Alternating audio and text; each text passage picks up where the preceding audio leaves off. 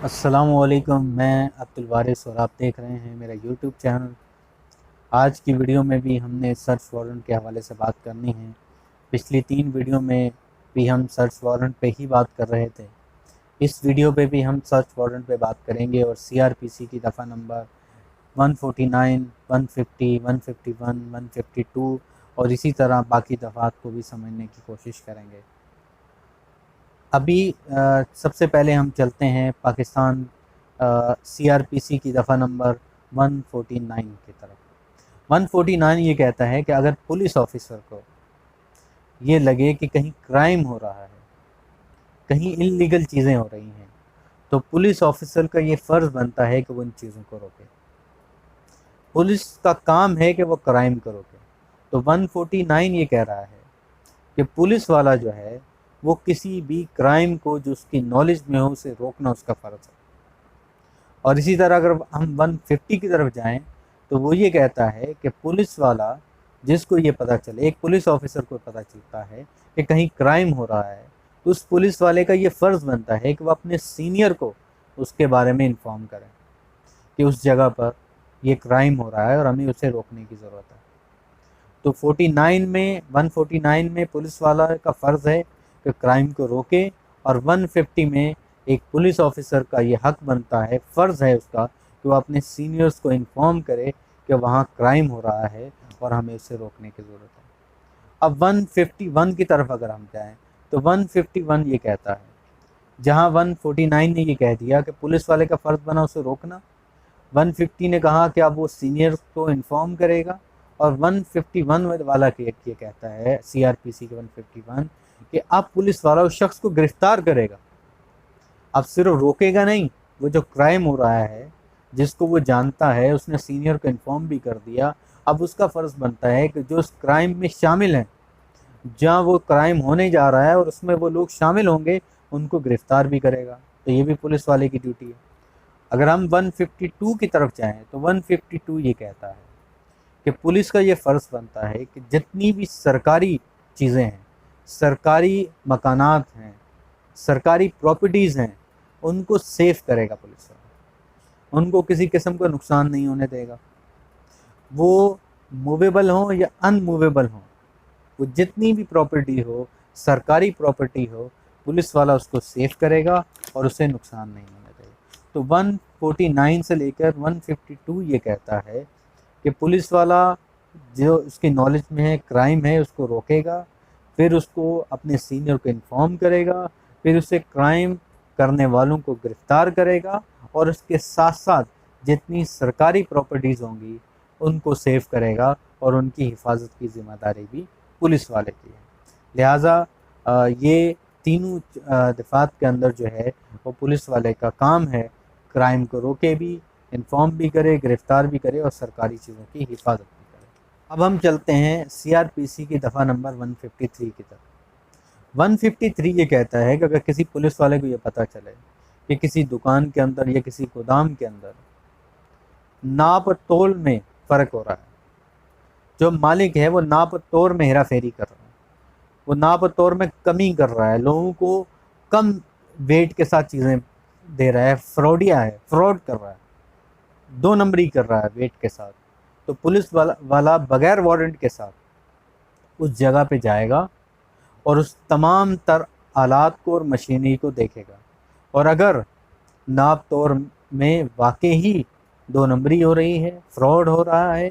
तो उन तमाम चीज़ों को अपने कब्ज़े में लेगा, मालिक को गिरफ्तार करेगा और उसको फिर कार्रवाई करवाएगा। और ये तमाम तर कार्रवाई एक पुलिस वाला विदाउट वारंट करेगा। अब इसके लिए वारंट की ज़रूरत नहीं है। पुलिस वाले को पता चल गया कि यार एक दुकान है जिसके अंदर वो नाप तोल में मसला कर रहा है, लोग फ़र्ज़ करें 1 किलो चीनी ले रहे हैं, वो लोगों को 800 ग्राम चीनी दे रहा है, 200 ग्राम की वो जो है वो 2 नंबरी कर रहा है, तो पुलिस वाला वेट नहीं करेगा, पुलिस वाला डायरेक्ट उस दुकान के अंदर, उस गोदाम के अंदर जाएगा और तमाम तर चीज़ों को अपनी आंखों से देखेगा, उस पैमाइश को उसको अपनी आंखों से देखेगा, और अगर वो उसमें पाएगा कि इसमें वाकई ही हेरा फेरी हो रही है, फ्रॉड किया जा रहा है, तो वो तमाम आलात जितने वहाँ पे जिसके तहत वो 2 नंबरी हो रही थी, वो इलेक्ट्रिक स्केल या जितने भी स्केल होंगे, जिस तरह के भी स्केल होंगे, जिसमें नाप तोड़ का काम हो रहा है, वो तमाम चीज़ों को अपने कब्जे में लेगा, जब्त करेगा और मालिक को भी गिरफ्तार करेगा और पुलिस वाला ये तमाम तर कार्रवाई विदाउट वारंट करेगा। अब उसे वारंट की ज़रूरत नहीं है। तो 153 के तहत जो है वो पुलिस वाले को एक तो वारंट की ज़रूरत नहीं है और फिर वो तमाम चीज़ों को तलाश करने के बाद, तमाम चीज़ों की इन्वेस्टिगेशन करने के बाद वो कब्जे में भी ले सकता है और लोगों को भी गिरफ्तार कर सकता है। तो सीआरपीसी की ये 153 है। 165 ये कहता है कि अगर एक इन्वेस्टिगेशन ऑफिसर पुलिस का जो मुकर्रर है किसी केस पर,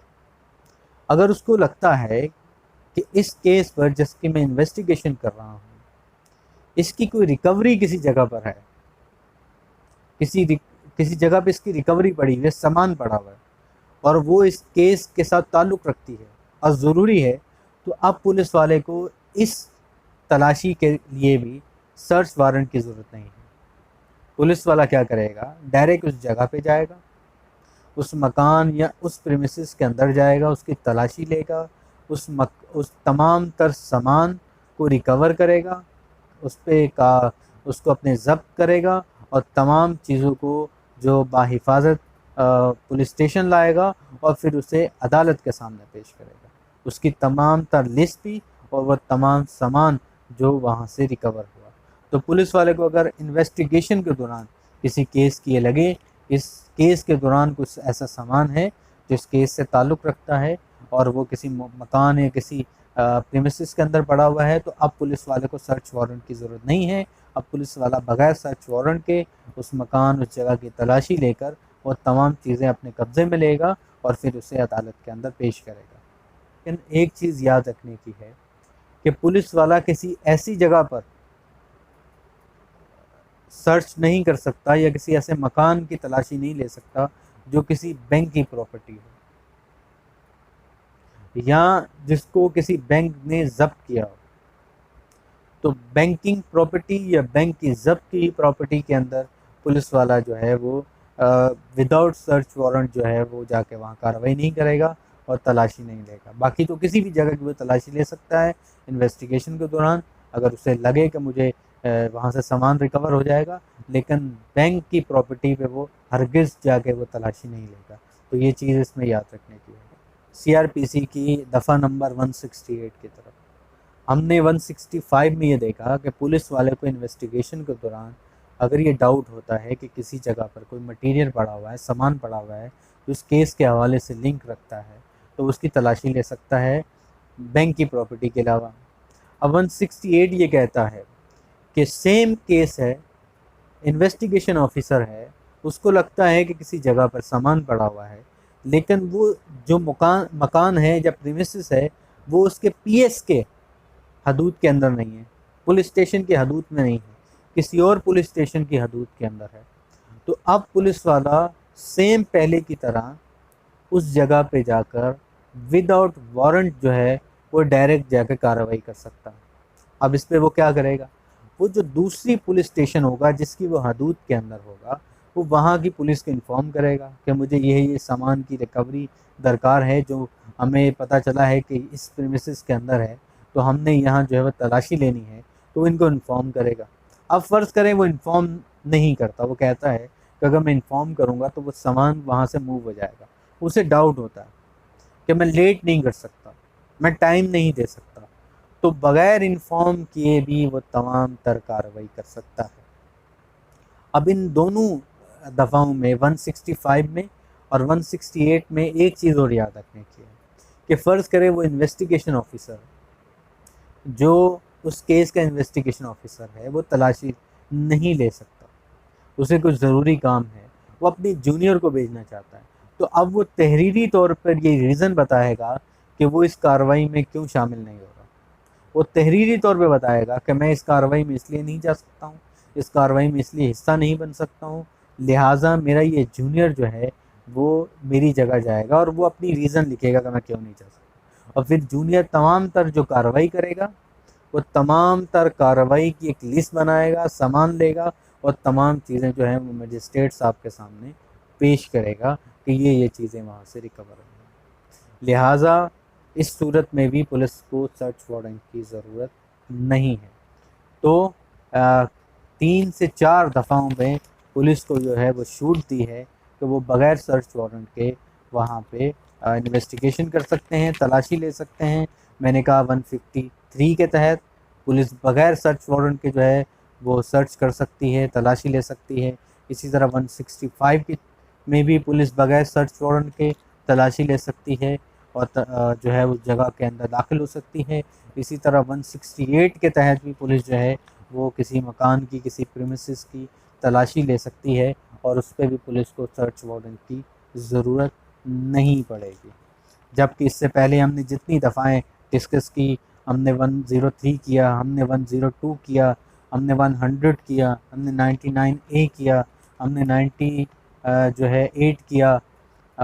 उसके अलावा हमने 96 किया। इन तमाम सूरतों में पुलिस को सर्च वारंट की ज़रूरत पड़ेगी और पुलिस जो है वो बग़ैर सर्च वारंट के किसी की भी जगह की तलाशी नहीं ले सकती। सर्च वारंट की जो बुनियादी वजह है वो यही है कि पुलिस के पास एक रीज़न होनी चाहिए जिसकी बुनियाद पे पुलिस सर्च वारंट हासिल करे, और इसी तरह तलाशी की भी एक रीज़न होनी चाहिए कि पुलिस वहाँ तलाशी क्यों लेना चाहती है। बग़ैर जवाज़ के, बग़ैर रीज़न के, बग़ैर किसी इंफॉर्मेशन के पुलिस किसी भी जगह की तलाशी नहीं ले सकती। हर चीज़ की रीज़न पुलिस को बयान करनी पड़ती है, बताना पड़ता है कि इसकी रीज़न क्या है, कि हम यहाँ क्यों तलाशी ले रहे हैं। पहले अगर बग़ैर वारंट के कहीं जा रही है तो पुलिस को उस मालिक को रीज़न बतानी है कि हम इस रीज़न की वजह से इस बुनियाद पर हम आपके मकान की तलाशी ले रहे हैं। बेशक सर्च वारंट नहीं है, हमें छूट हासिल है 168, 165 जो है 156, 7 के तहत, लेकिन रीज़न ये है कि हम आपकी तलाशी लेना चाहते हैं। इसी तरह अगर पुलिस सर्च वारंट हासिल करना चाहती है तो उसके तहत भी पुलिस को मजिस्ट्रेट साहब को एक रीज़न देनी होगी, इस रीज़न के तहत हम इस मकान की या इस घर की, इस प्रीमिसेस की तलाशी लेना चाहते हैं। लिहाजा उम्मीद करता हूँ इन तमाम 4 वीडियो के अंदर हमने सर्च वारंट को अच्छे से समझ लिया होगा और देख लिया होगा। CRPC की तमाम इन दफ़ाओं को बहुत ही सादे तरीके से हम जान गए होंगे कि पुलिस जो है वो किन सूरतों में एक घर के अंदर,